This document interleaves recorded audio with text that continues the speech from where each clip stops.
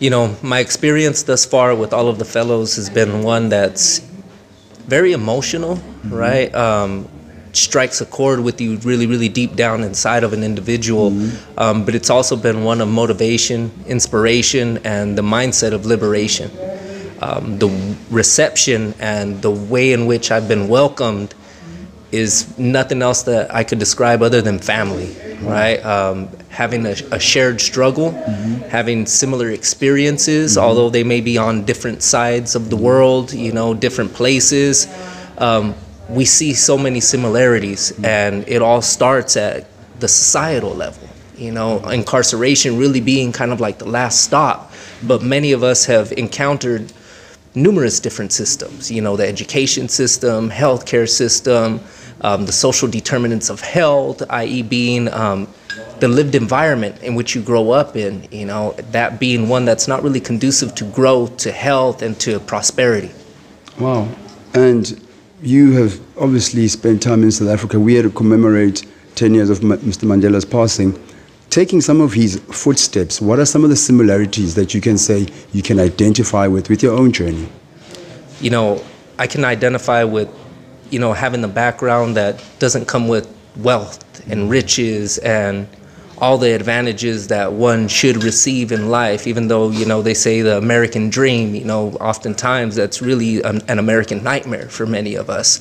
And just having your political views and just lived experience being aligned with one that's not just going to settle for what society has to offer and actually calling truth to power and being met with resistance, you know, being incarcerated, we're told as soon as we show up, you're no longer a human. You don't have rights anymore. You know, so all that stuff that you thought that you were entitled to, throw that out the door, you know, and you're basically subjected to whatever cruel and unusual punishments that the institution or the individuals working that institution have to wield upon you. Oftentimes, if you don't fall in line with what they want you to do within inside of that system, which is just put your head down, close your mouth, take orders, and even be abused, you're going to be pushed further and further and further into that system. Myself personally, I was placed in a prison within a prison within a prison, at a point where, you know, you just come out of your cell shackled from waist to legs, like an animal, right? But I never lost my mind. I never lost my spirit. I always thought about my people and what was safe, what was healthy, and what was going to bring us prosperity. However, I may not have had the tools within inside of that institution or even within inside of the community to bring that to fruition. And just having the hope and the constant desire to push for what is right for the people and what we truly deserve. There's always this concept of like your theory of change and how are you going to change people, and I do not agree with that whatsoever. We're not trying to change anybody. What we're trying to do is restore oneself into what you were truly meant to be in society. Wow. We've got methods of, well, the methods now is that people must go to prison. What have you found to be false, and what actually works in rehabilitating? You know, I received no type of rehabilitative services while incarcerated. Again, like I had told you, I was pushed further and further into that system and just isolated and segregated from the population based on I was deemed a threat to the safety and security of the institution. And I never received any type of support to go through a growth process and really had to go about seeking my own rehabilitation, my own reintegration into society. And it was one that was really, really confusing, right? My elders tell me that things happen in our life and we become confused. And at some point you may become angry. And if that's not addressed, you may develop hatred, you may develop rage. I was in that rage state and just did not feel anything for anybody or society in general. I felt as if I was not even meant to be a part of society. Maybe I was supposed to spend the rest of my life in prison or die like so many of our people have done. What I would really like everybody to consider is the fact that we are human beings, right? Those are human beings that I am somebody's child. And so many people are somebody's child. My mom looks at me as her little pride and joy, right? America may look at me as its nightmare, a menace to society, when that was not always the case. There were so many things that contributed to that, and there could have been so many attempts and so many services that should have been provided, such as mental health. I thought I was crazy. For the longest time, I was borderline suicidal. I would wonder why I survived all of this stuff. Being right here inside of this, what seems to me to be a museum, you know, but it's really a foundation, it really just reminds me that there is hope. You know, there should always be an opportunity for an individual. You shouldn't turn your back on people, and we should be embraced because we are a part of society. A lot of people have got their voting rights back, right? So we can be constituents, right? We can either topple the vote this way or topple the vote that way. So think about where you want people to align their values, because if your values are not in accordance with the people that are incarcerated, our values are not going to be in accordance with yours. John, thank you very much, and all the best going back home. Thank you. I appreciate it so much. All right, story of reintegration, ladies and gentlemen. It's out from the Foundation. I've got Mr. Jan. He is from the Czech Republic. Jan, thank you so much for making the time. My first question to you would be, coming to South Africa, was it your first time, and what have you learned just from being in South Africa? So yeah, it was my first time coming here. I hope that not the last time, because I felt in love with your country. And what I bring, actually, I found that there are really unusual similarities between our two countries. Actually, you've got Mr. Mandela, which is a global icon for me. And in my country, we've got also Václav Havel, that's our former president. And as you likely to say, that you here in South Africa, you come to prison and then you become a president. It's actually the same in our country.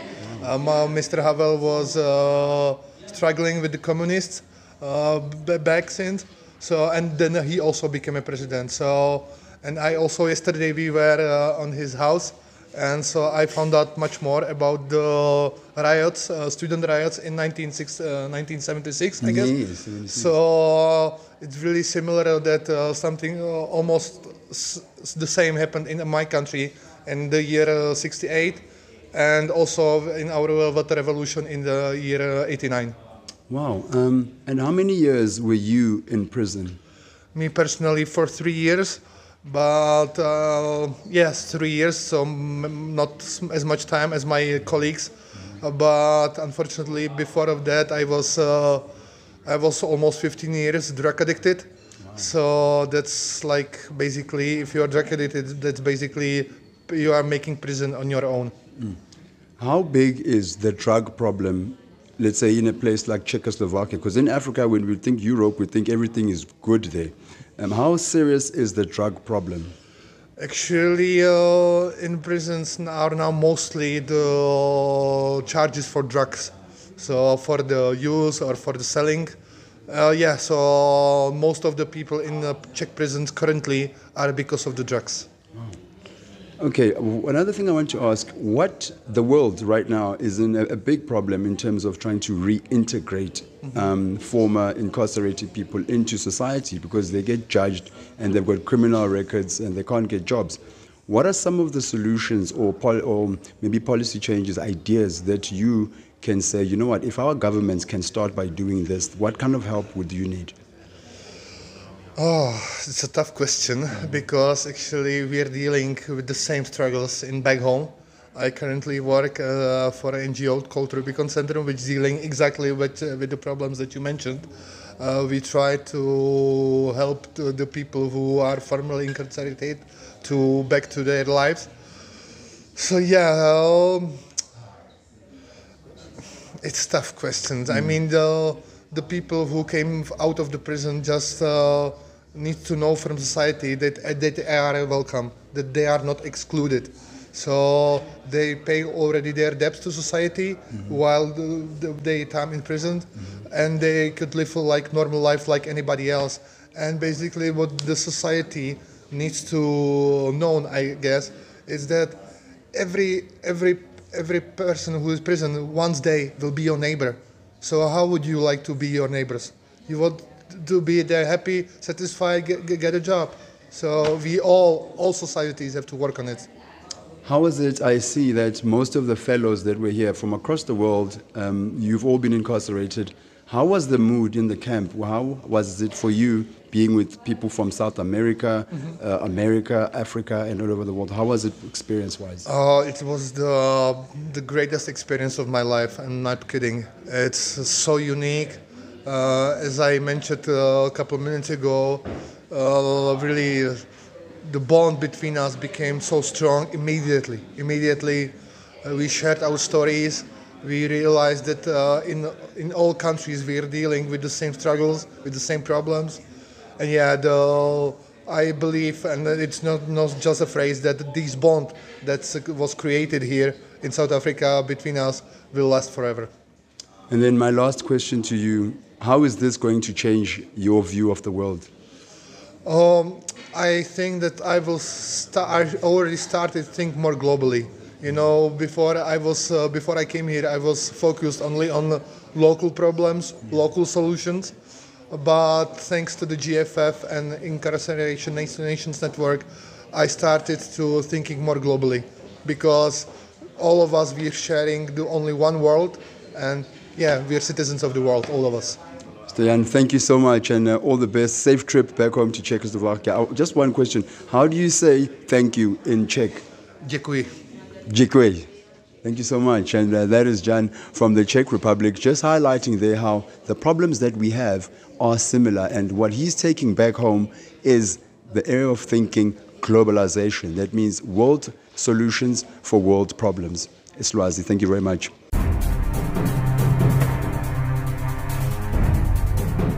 Argentina, thank you so much for coming through and making the time to be with us. I just want to find out, in Argentina, how is the situation with women's rights? En Argentina, ¿cómo está la situación de los derechos de las mujeres? Hemos avanzado muchísimo, los movimientos feministas nos hemos impuesto, pero aún falta mucho. Con respecto a las mujeres encarceladas, es lo que existe la deuda pendiente por no visibilizar la problemática de las mujeres encarceladas. The feminist movement has pushed along in a long way, but what remains is the issue of incarcerated women. The issue of incarcerated women has not yet been a part of this dialogue, so that remains a huge issue. And how many years did Nora spend in prison? ¿Y cuántos años pasaste en la cárcel? 6 años estuve en prisión. And Argentina today, would Nora say, are there signs of any change with regards to women's rights in particular and the rights of those that are incarcerated? Dijeras que en Argentina puedes ver las señales que va a cambiar las cosas para las mujeres en la cárcel.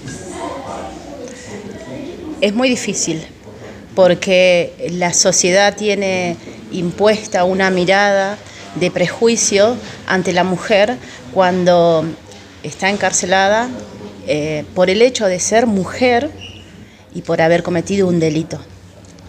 It's still a long ways to go. It's very complicated because as women we are doubly stigmatized for being incarcerated, but also for being a woman who went to prison. A las mujeres, previo a la cárcel, cuando piden ayuda, cuando tienen algún problema, cuando son cabeza de familia y piden ayuda, no se las ve. As women who are in prison and as head of households, when we ask for support and systemic change, they don't pay us any attention. Entonces, cuando comete el delito, recién ahí aparece el Estado para dar una respuesta, y da la peor respuesta, de encerrar a una mujer madre, una mujer que tiene una familia. And so when a woman commits a crime, the state responds by punishing us in the worst ways, putting us in prison, not caring about our children and our families, especially when we're head of households. Deberían haber alternativas antes de encarcelar a una mujer, porque el impacto de la cárcel, el impacto que deja la cárcel, trasciende directamente a los hijos. There needs to be alternatives for women because we are heads of households and we have children, and our incarceration leaves our children heavily impacted. En general, los delitos por el cual las mujeres están encarceladas es el narcomenudeo, la venta de droga, pero esa es una estrategia de sobrevivencia para poder sobrevivir ante una sociedad que le da vuelta la cara. In our communities, the biggest reason women are incarcerated is for trafficking drugs, but you have to realize that for a lot of us, this is the only form of support that we can provide for our families. Sin darse cuenta que estas mujeres que son vulnerables, son captadas por las mafias de narcotráfico. And on the other hand, a lot of the women who are caught up in drug trade are also held captive by gangs. How big and how serious is the gang situation in a place like Argentina? ¿Cómo es los problemas de las pandillas o de los narcotraficantes? Los últimos años ha aumentado muchísimo. Antes de venirme mataron a varios niños en una ciudad de Argentina donde la organización de narcotráfico se está instalando muy fuerte, lamentablemente. In very recent years, it's gotten very serious. Just before I came, in another city, a couple of children were killed, and it's becoming very, very violent and very destabilized. Okay, my last question would be, what have you learned, Nora, coming to South Africa and seeing the work that Nelson Mandela has done? What inspiration are you taking back home? Mi última pregunta es qué es lo que he aprendido de aquí, de este programa y de Nelson Mandela. Lo que aprendí de este programa es que, como dije antes, la cárcel nos atraviesa muy fuerte a las personas, pero tenemos que ser fuertes ante esto, y estos últimos días la comunicación, más allá de los distintos idiomas y países, hemos aprendido a comunicarnos. What I've learned most is how in all parts of the world prisons set us back by a lot, and beyond language barriers, beyond national borders, we can connect and come up with a movement. Porque la lucha nos une, la lucha por la libertad y por no volver a la cárcel. The struggle for freedom, for liberty, and the struggle to never go back to prison unites us. Sobre Nelson Mandela he aprendido más y profundizó mi conocimiento, que tal vez al mundo es muy superficial, pero hay que estar acá para sentir la lucha. I've learned so much about Nelson Mandela's struggle, which for the rest of the world, we understand it at a superficial level, but I've come here and I've learned it at a much more profound level. Hemos conocido paso a paso su historia previa a la cárcel, durante, toda su lucha dentro de la cárcel, cómo se relacionó en Rhode Island. Fue muy fuerte estar en la celda donde estuvo esta persona, Mandela. We've learned every part of his life story, from before he was prison to his experiences in prison. It was very heavy and emotional to be standing in his cell, but we learned so much and are inspired by it. Hoy, cuando leíamos sus cartas, me dejó una inspiración de hay que ser perseverante en lo que uno quiere, que los sueños se pueden alcanzar como él lo alcanzó. Me deja una inspiración enorme que voy a llevar a mi país y voy a compartir con mis compañeros y compañeras. Reading some of his letters and his writings today has left me so inspired. Learning how he persevered, I want to take that home with me to Argentina and keep struggling and fighting the good fight. Well, thank you so much, and I wish you all the best going forward. Yeah. Muchas gracias y buena suerte con todo su trabajo. Gracias. Thank you guys so much. Well, as you can see, it's truly, truly a general problem that we have all across the world. Surprising that in some countries like Argentina, women are still fighting for their rights.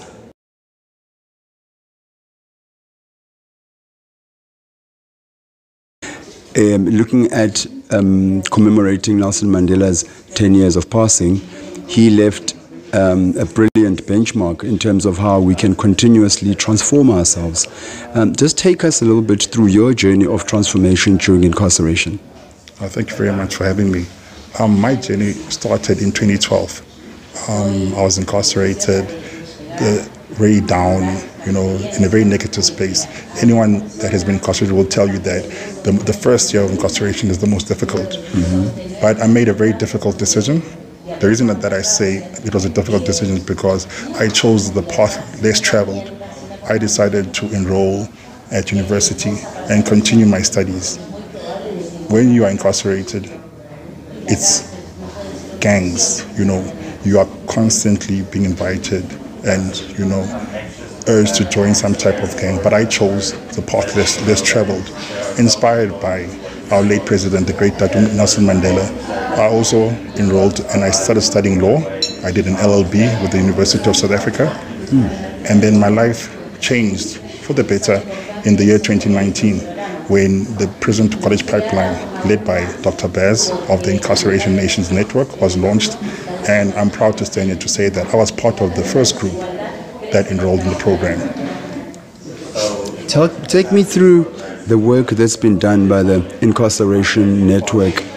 How crucial is it that governments across the world adopt it? Because clearly it is working. Definitely. It is working. I was fortunate enough to be part of the Ubuntu learning community. I actually work for them. I'm actually being employed by them. It's based at the University of Stellenbosch. It's also part of the prison to college pipeline under the banner of the INN. The work is crucial because it is clear and a sad reality that our systems are failing. The recidivism rate is the highest in South Africa than it is anywhere else on the African continent. The system is broken. People keep coming in and out, and no change is happening. So the work that INN is doing to reimagine, justice and social justice reform is crucial in ensuring that we break the cycle of incarceration, and to ensure that we have a safer world for ourselves and for those that will come after us. You go into prison, you study law, and today you are part of changing the civil society. What's that one thing? It could be more than that, but what's the one thing that when you had studied and you came out finally, you said, this is one of the biggest things that are missing that we need to change to avoid the what's that word? Recidivism. Exactly, of people. Yes, definitely. Creating opportunities for individuals. People recommit crime because there are no opportunities. There's no employment for people with records. They are stigmatized and discriminated upon on a daily basis by society. We need to change those mindsets. Give people fair chance. We encourage companies to encompass fair hiring practices, meaning that you hire the person on his merits, regardless of the fact that he might or might not have a criminal conviction. We encourage people to continue to learn, higher learning, whether it be at university or an artisan skill, to ensure that they are able to feed their family, because people only commit when they do not have anything else to do. So we encourage society also not to look with a negative eye upon our individuals that are back home, because the reality is that everybody that's incarcerated will come back home at some point and be our neighbor, our friend. So let us welcome the people, encourage them to do better, to be better, and to give them the opportunities which they might not have had pre-incarceration. You spent some time in a camp with all the fellows from across the world. Yes. What are some of the similarities? These are people, different cultures. Jan is from the Czech Republic. Yes. In Africa, we always tend to complain and say Africa is not so nice and rosy, but I think what I saw was that certain elements that are lacking in justice are the same everywhere in the world. What did you pick up from just the people that you spent time with? Oh, yes, definitely. I was telling my friends earlier on that different languages, different countries, but the problems are exactly the same. It has been also proven that minorities in those countries. Jan mentioned, like as you mentioned, Jan mentioned that he's from the Czech Republic, and he mentioned that there's a community of people there which will be classified as minority, and a lot of stigma is placed on them. They don't get the same opportunities. And it also made me think of in South Africa, because the majority of our people that don't have the opportunities or the previously disadvantaged are people of color. And it was so sad to know that all over the world that people of color are struggling and facing the same realities, harsh realities that we are facing here in South Africa. My last question to you, Kofi, is what's the main determination for you now? What are you committed to? What cause are you driving? I'm driving for change. Change in the system. Change in society's perceptions. And to encourage our brothers to get an education. Education is the most powerful weapon which we can use to change the world. We are standing in the space of the great Nelson Mandela, and those are the words that I live by on a daily basis. Those are the words that I'm motivated, and it's a proven fact that in education reduces drastically all over the world the rates of recidivism. Kofi, thanks so much, and all the best for the future. And education is the one weapon that we can use to change our society. Thank you very much. It's been what I call a phenomenal initiative that you've put together. From the first time I started writing the article about the incarceration network's work. Your feelings of having seen most of the former, or all the former incarcerated guys here sharing their story, and the look on the audience's faces, what went through your mind? Well, I think what everyone got a taste of tonight, and what brought tears to everyone's eyes tonight and motivated and inspired them, has been inspiring. Doing all of that for me for the last 2 weeks, and actually for the last couple of decades that I've been working in prisons. And fast learned a long time ago about the genius that we lock away in prisons all over the world. So I felt tonight what I have been feeling, but I definitely felt a sense of pride and mainly optimism about what a program like this can bring to the world, because it's not only about the fellows, it's about the ripple effect of what this fellowship will do for the organizations that they're with, for the people that they work with, for the countries that they come from. This is really about spreading the incredible work all over the world across borders. So I think I saw a vision come to life, and felt a lot of joy and optimism, and in particular optimism in terms of its impact in South Africa. We as an organization, being partly based here and very, very committed to this country, never come to tear down but to build, and our South African fellows are doing exactly that. And so this is only the beginning of the incredible work that is going to come from our Global Freedom Fellows from here on in. And I mean, prison in itself is obviously a mountain to climb in terms of what it does to their psychology. Seeing them come out and becoming better, and in terms of servicing their communities better than some of the people that are outside, what would you say is maybe the one thing that the people outside could change to aid reintegration? End stigma, stop discriminating, start using appropriate language is something very simple.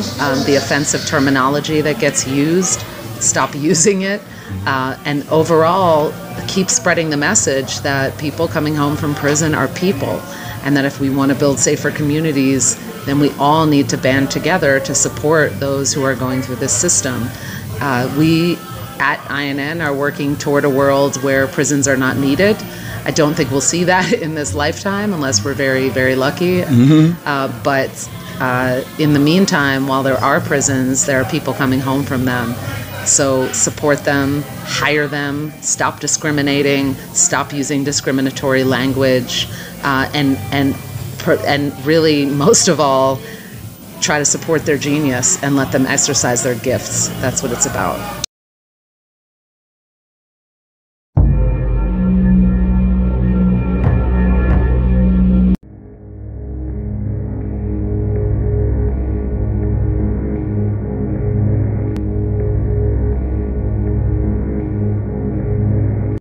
Load shedding? Who cares? I'm at the Podcast Cafe.